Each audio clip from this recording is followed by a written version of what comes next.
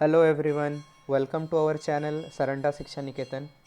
आज हम इस वीडियो में क्लास 6 के एनसीईआरटी के या फिर जेसीईआरटी के एक बहुत ही इम्पॉर्टेंट चैप्टर को करने जा रहे हैं जिसका नाम है इंटीजर्स। ये चैप्टर हमारा होगा मैथ के ऊपर।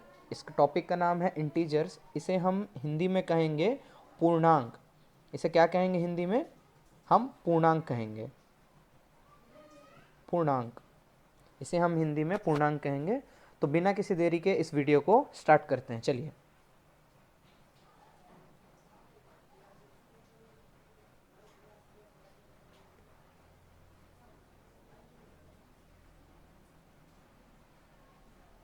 तो चलिए देख लेते हैं पूर्णांक या फिर इंटीजर्स किसे कहते हैं।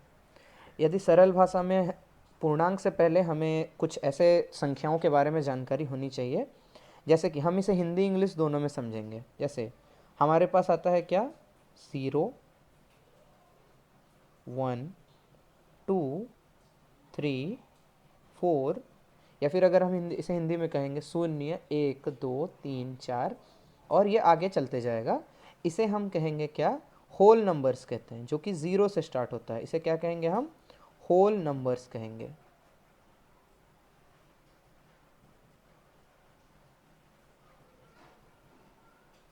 इसे हम कहते हैं पूर्ण संख्या।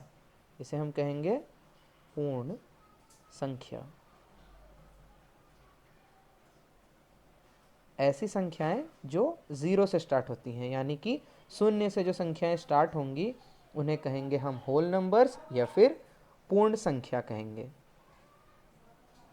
आगे बढ़ते हैं।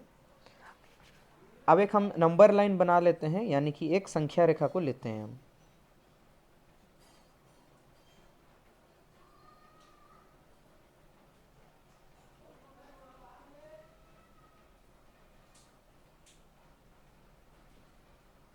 तो चलिए, हमने एक संख्या रेखा ले ली है। इस पे हम रखते हैं, यदि 0 पे रखते हैं, फिर इसके बाद आता है 1 यानी 1, फिर 2, फिर 3, 4, 5। इसी प्रकार से संख्या रेखा ये आगे बढ़ रही है, ठीक है। लेकिन यदि हम कहेंगे कि ये संख्या रेखा सिर्फ आगे नहीं, पीछे भी जाएगी। ये आएगा घटाव 1, घटाव 2, घटाव 3। इस प्रकार जो सभी संख्याएं आ गई, इन्हें हम क्या कहेंगे? पूर्ण संख्या। जो आगे 0 से जो आगे जा रही है ये है पूर्ण संख्या, और जो इधर जो जा रही है, ये पीछे की तरफ जो जा रही है, इन्हें हम कहेंगे ऋणात्मक संख्या। ठीक है। अब देख लेते हैं इसे और एक ये के माध्यम से।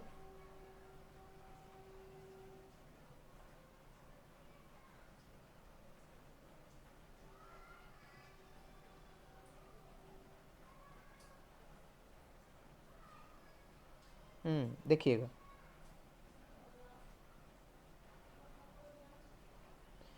यदि एक हम वृत्त को बनाएंगे,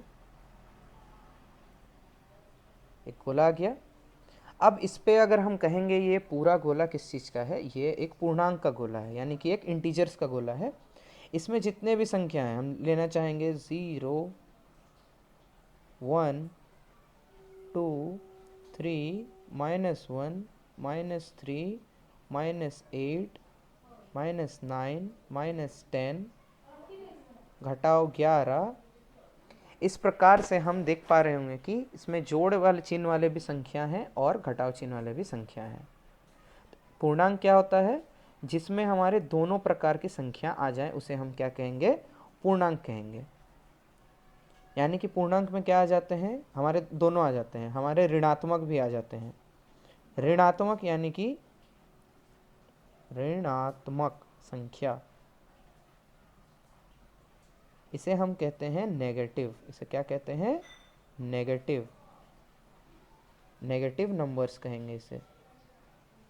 यानी कि जिसमें ऋणात्मक में क्या लगता है? घटाव चिन्ह लगता है। ऋणात्मक के आगे क्या चिन्ह लगेगा? घटाव चिन्ह। दूसरा संख्या है धनात्मक। धनात्मक, धनात्मक संख्या, इसे हम कहेंगे पॉजिटिव नंबर्स। इसे क्या कहेंगे? पॉजिटिव। यानी कि इसमें क्या चिन्ह लगेगा? प्लस चिन्ह लगेगा। ऋणात्मक और धनात्मक। तो हमने देखा कि पूर्णांक कैसे संख्या होते हैं? Integers are the numbers which contain both positive numbers and negative numbers along with zero, यानी कि शून्य को भी नहीं छोड़ना है, शून्य भी साथ में ही रहेगा। यानी सभी जैसे नंबर, अगर एक संख्या रेखा को हम फिर से देख लेते हैं,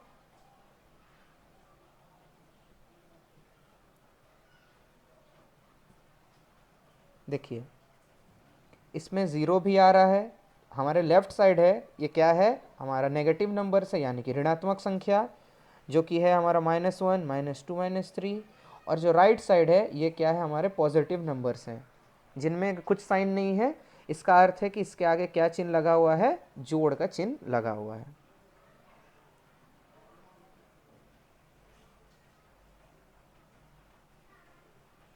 आगे बढ़ते हैं।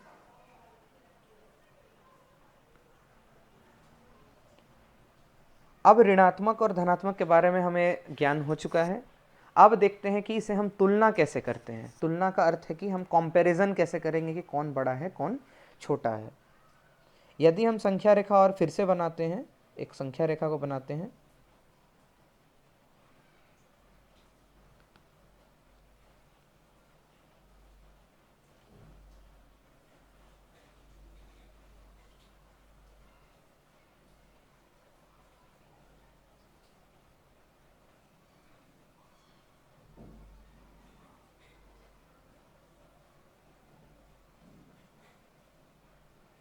यदि एक संख्या रेखा बनाई, घटाओ 1, घटाओ 2, घटाओ 3, घटाओ 4, इस प्रकार से, और आगे 1, 2, 3 और 4। एक बात याद रखिएगा, जो हमारे जो प्लस वाले जो रहते हैं, प्लस वाले यानी कि पॉजिटिव नंबर्स, यानी कि जो धनात्मक संख्याएं रहती है, ये हमेशा बड़ी रहेंगे। किससे?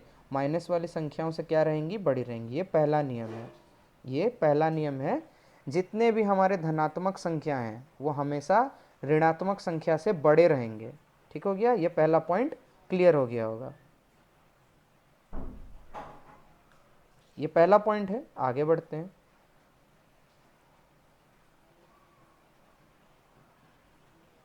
अब दूसरा पॉइंट देख लेते हैं। यदि हमें धन ऋणात्मक और ऋणात्मक में तुलना करनी है तो कैसे याद रखेंगे? याद रखिएगा, ये घटाव 1 है, यह सबसे बड़ी है, सबसे बड़ी ऋणात्मक संख्या है। जैसे जैसे ये इस तरफ आगे बढ़ते जाएंगे हम, बाकी जो संख्याएं रहेंगी ये क्या हो जाएंगी? छोटी हो जाएंगी। ठीक है? यानी कि अगर हम तुलना करना है घटाव 2 और घटाव 1 में, कौन सी संख्या बड़ी हो जाएगी? घटाव 1 बड़ी हो जाएगी। याद रखेंगे इस चीज़ को, बहुत ही इंपॉर्टेंट है ये। घटाव 1 बड़ी हो जाएगी।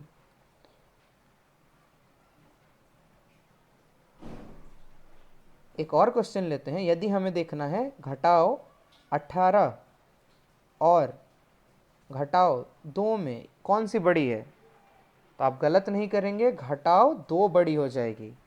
यदि दो ऋणात्मक संख्याओं के बीच में तुलना करनी है तो जो संख्या बड़ी संख्या के आगे यदि घटाव चिन्ह है, इसका अर्थ है वो संख्या छोटी है। तो इस वीडियो में बस इतना ही। आने वाली वीडियोस में हम पूर्णांक यानी इंटीजर्स के विषय में और देखेंगे। तब तक के लिए बने रहिए हमारे चैनल सरंडा शिक्षा निकेतन में, ऐसे ही अमेजिंग और बहुत ही इंटरेस्टिंग वीडियोस के लिए। तब तक के लिए थैंक यू। मिलते हैं नेक्स्ट वीडियोस में, तो हमारे चैनल पे बने रहिए।